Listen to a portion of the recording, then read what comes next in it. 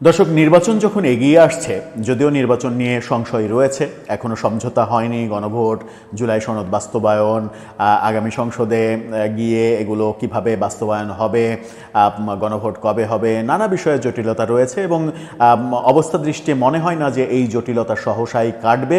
সেই কারণে ফেব্রুয়ারিতে নির্বাচন নিয়ে এক ধরনের সংশয় তো রয়েছেই। তবুও নির্বাচন কমিশন তো প্রস্তুতি নিয়ে চলেছে। এখন নির্বাচন কমিশন থেকে বলা হচ্ছে যে তারা গণভোটের সিগন্যালের জন্য অপেক্ষা করছে, যে গণভোট তাদের আয়োজন করতে হবে কিনা। সেরকম মুহূর্তে প্রধান নির্বাচন কমিশনার গতকালকে যে তথ্য দিয়েছেন, সেই তথ্যটা শুনলে যে কেউ আতঙ্কিত হওয়ার মতোই পরিস্থিতি। গোয়েন্দা সূত্র নির্বাচন কমিশনকে তথ্য দিয়েছে বাংলাদেশের যতগুলো নির্বাচনী কেন্দ্র, যতগুলো কেন্দ্রে ভোট গ্রহণ হবে সারা বাংলাদেশে, তার অধিকাংশ কেন্দ্রই ঝুঁকিপূর্ণ। কিছুদিন আগে প্রধান নির্বাচন কমিশনার মব নিয়ে মন্তব্য করেছিলেন। এবার তার কাছে গোয়েন্দা রিপোর্ট চলে এসেছে। গোয়েন্দা রিপোর্ট যখন চলে এসেছে, তখন এই যে ঝুঁকিপূর্ণ ব্যাপার, এই যে বিশাল অঙ্কের নির্বাচন কেন্দ্র ঝুঁকিপূর্ণ, এই অবস্থা কিভাবে নির্বাচন কমিশন মোকাবেলা করবে? আদৌ কি আগামী নির্বাচন সুষ্ঠু সুন্দরভাবে অনুষ্ঠান করা সম্ভব হবে এই নির্বাচন কমিশনের দ্বারা কিংবা এই সরকারের দ্বারা? সেই প্রশ্নটা এখন বেশ গুরুত্বপূর্ণ হয়ে উঠছে। কি বললেন তিনি? কত পার্সেন্ট কেন্দ্র ঝুঁকিপূর্ণ? মুখে তত পার্সেন্ট কেন্দ্র বললেও বাংলাদেশের প্রায় সব কেন্দ্রই কি আসলে ঝুঁকিপূর্ণ কিনা সেগুলো একটু বুঝে ওঠার চেষ্টা করবে। নির্বাচন নিয়ে শঙ্কাও এগিয়ে এসেছে এবং এবার মুখে মুখে কোনো শঙ্কা নয়, প্রধান নির্বাচন কমিশনার নিজেই যে তথ্য দিয়েছেন সেই তথ্যে একটা ভয়াবহ শঙ্কার ব্যাপারই আমার মনে হচ্ছে সামনে অপেক্ষা করছে। প্রধান নির্বাচন কমিশনার কি বললেন? ডিবিসি বাংলার শিরোনামটা, ডিবিসি নিউজের শিরোনামটা দেখলেই আপনারা বুঝতে পারবেন। তারা বলছে, জাতীয় নির্বাচনে 67% কেন্দ্রই ঝুঁকিপূর্ণ। সিইসি নিজেই বলছেন যে 67% কেন্দ্র ঝুঁকিপূর্ণ। তার মানে অলমোস্ট 70% কেন্দ্র ঝুঁকিপূর্ণ। মাত্র 30% কেন্দ্রকে ঝুঁকিহীন মনে করছে নির্বাচন কমিশন, তাও আবার গোয়েন্দা রিপোর্টের ভিত্তিতে। এই সংখ্যা কি শুধুই 70-এর মধ্যে আটকে থাকবে, নাকি প্রকৃত তথ্য হচ্ছে বাংলাদেশে যে রাজনৈতিক অস্থিরতা বিরাজ করছে সেই অবস্থায় 90%-এরও বেশি কেন্দ্র আদতে ঝুঁকিপূর্ণ? প্রশ্নটা কিন্তু অনেক বড় প্রশ্ন। কি বলছেন প্রধান নির্বাচন কমিশনার একটু শুনি। আসন্ন জাতীয় নির্বাচনে 67% কেন্দ্রই ঝুঁকিপূর্ণ বলে জানিয়েছেন প্রধান নির্বাচন কমিশনার এম নাসির উদ্দিন। ইসির অফিসিয়াল ফেসবুক পেজে এক ভিডিও বার্তায় তিনি এই মন্তব্য করেছেন। তিনি বলেছেন, পুলিশের স্পেশাল ব্রাঞ্চ এসবি এই ঝুঁকিপূর্ণ কেন্দ্রগুলো চিহ্নিত করে নির্বাচন কমিশনকে ব্যবস্থা নিতে পরামর্শ দিয়েছে। অর্থাৎ এসবির তদন্তে এটা বেরিয়ে এসেছে।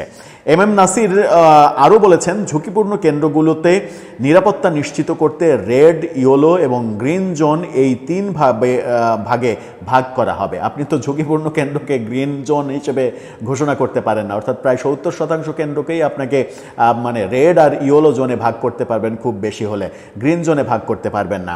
এই জোনগুলোর উপরে ভিত্তি করেই সশস্ত্র ও আইনশৃঙ্খলা রক্ষাকারী বাহিনী মোতায়েন করা হবে, এমনটাও তিনি বলেছেন। তিনি যখন আজকের এই প্রেক্ষাপটে এসে এই কথা বলছেন, এই ভিডিও বার্তা দিচ্ছেন, তখন বেশ কিছুদিন আগে মার্কিন প্রতিনিধির সঙ্গে, মার্কিন যে রাষ্ট্রদূত, ভারপ্রাপ্ত রাষ্ট্রদূত, তার সঙ্গে সাক্ষাতে তিনি তার কাছ থেকে যখন জানতে চাওয়া হয়েছিল যে এখন যে বাংলাদেশে মবের সংস্কৃতি চলছে, সেই মব সন্ত্রাস নিয়ন্ত্রণে নির্বাচন কমিশন নির্বাচনের সময় কি ব্যবস্থা নেবে বলে মনে করছে, কিংবা নির্বাচন কমিশনের পরিকল্পনা কি, তখন প্রধান নির্বাচন কমিশনার কিন্তু একটা হাস্যকর মন্তব্য করেছিলেন, যেটা নিয়ে প্রচুর হাসাহাসি হয়েছে। তিনি বলেছিলেন যে এখন তো মব একটা কেন্দ্রীভূত অবস্থায় রয়েছে, একটা নির্দিষ্ট কেন্দ্রে হচ্ছে, অর্থাৎ মূলত তিনি বলতে চাচ্ছেন যে ঢাকা কেন্দ্রিক হচ্ছে। তিনি তখন বলেছিলেন যে নির্বাচনের সময় সেটা 300 ভাগে বিভক্ত হয়ে যাবে, অর্থাৎ 300টা আসন 300টা ভাগে বিভক্ত হয়ে যাবে। মব তখন দুর্বল হয়ে পড়বে। সেই দুর্বল মব আইনশৃঙ্খলা রক্ষাকারী বাহিনীর দ্বারা নিয়ন্ত্রণ করা সহজ হবে। কতটা হাস্যকর মন্তব্য ছিল খুব সহজেই বোঝা যায়। সেই মবকে তিনি দুর্বল বলেছিলেন এবং বলেছিলেন 300 আসনে বিকেন্দ্রীকরণ হবে মবের, এবং বিকেন্দ্রীকরণ হওয়া মব দুর্বল হয়ে পড়লে তারা আর এটা নিয়ে টেনশন করবে না। আজকে যখন এসবির রিপোর্ট তার হাতে এবং তিনি নিজেই স্বীকার করছেন যে 67% কেন্দ্র ঝুঁকিপূর্ণ, যখন এই তথ্যটা অফিসিয়ালি তিনি দিচ্ছেন, আনঅফিসিয়াল তথ্যে কত পার্সেন্ট সেটা খুব সহজেই অনুমান করা যায় যে আনঅফিসিয়াল তথ্য আদতে সেটা নয়। আনঅফিসিয়াল তথ্য এটাই হওয়ার কথা যে বাংলাদেশের বর্তমান যে রাজনৈতিক বিভেদের যে রাজনীতি তৈরি হয়েছে, এবং আওয়ামী লীগকে যখন নির্বাচনে আসতে দেয়া হচ্ছে না কিংবা আসতে দেয়া হোক, আওয়ামী লীগের সঙ্গে বিএনপির কিংবা আওয়ামী লীগের সঙ্গে জামাতের কিংবা জামাতের সঙ্গে বিএনপির কিংবা বিএনপির সঙ্গে এনসিপির এইরকম বহুপাক্ষীয় সংঘাতের একটা সম্ভাবনা কিন্তু প্রায় সারা দেশেই রয়েছে। এই যে সংঘাতের সম্ভাবনা, সেটা আওয়ামী লীগকে আপনি নির্বাচন করতে দেন বা না দেন, যে কোনো অবস্থাতেই এরকম একটা সম্ভাবনা রয়েছে। আওয়ামী লীগকে নির্বাচন করতে না দিলে যেটা হবে সেটা হচ্ছে যে আমরা দেখেছিলাম 2014 ইলেকশনে বিএনপি জামাত যে ভোট করেনি, ভোট বর্জন করেছিল, তারা কিন্তু ভোট প্রতিহত করেছিল, এবং ভোট প্রতিহত করতে গিয়ে অন্তত 500-র বেশি, সারা দেশে 500-র বেশি নির্বাচনী কেন্দ্রে তারা কিন্তু সহিংসতা করেছিল এবং আক্রমণ, জ্বালাও পোড়াও এই ঘটনাগুলো ঘটেছিল।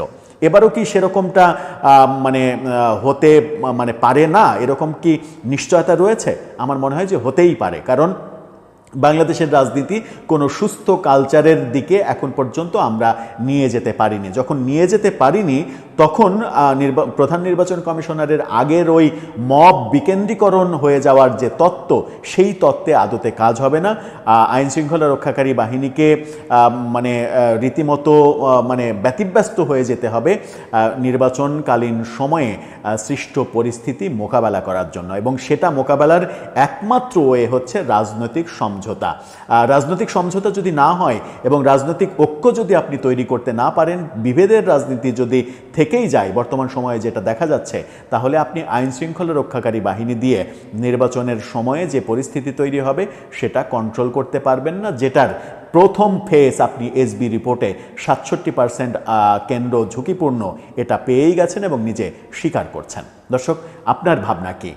আদতে নির্বাচনটা কি এই 67% কেন্দ্রই ঝুঁকিপূর্ণ থাকবে, নাকি প্রায় শতভাগ কেন্দ্রই ঝুঁকিপূর্ণ হিসেবে শেষ পর্যন্ত সরকার মানবে কিংবা সরকারের বিভিন্ন রিপোর্টে উঠে আসতেও পারে? আপনার মতামত